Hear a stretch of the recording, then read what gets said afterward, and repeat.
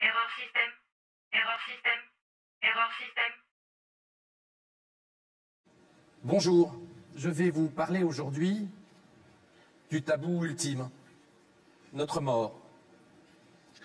Vous voyez, c'est l'évolution de notre espérance de vie depuis 250 ans.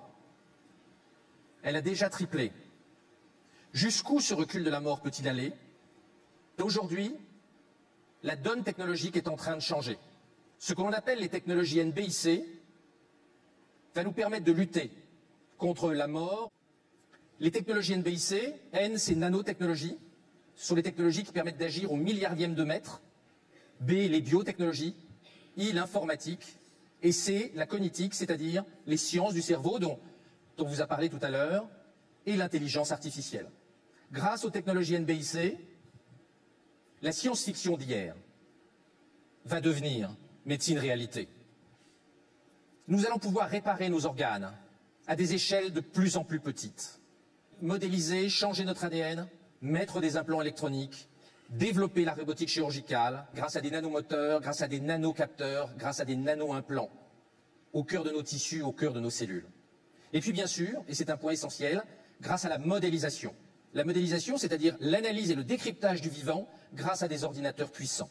Nous commençons à pouvoir interfacer nos cellules avec des composants électroniques, y compris avec nos neurones.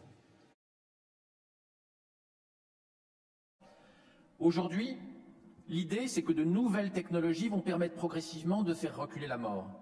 Les nanotechnologies, les thérapies géniques, également l'informatique. L'informatique va beaucoup faire, l'électronique va beaucoup faire sur notre espérance de vie. Vouloir vivre très longtemps suppose des modifications importantes de notre biologie et de notre génétique.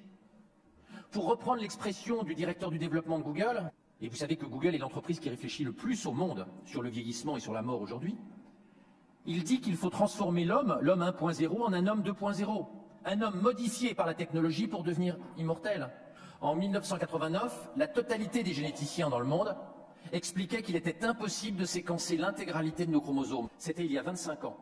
Aujourd'hui, plus d'1 million de personnes ont déjà été séquencées. Aujourd'hui, plus d'1 million de personnes ont déjà été séquencées.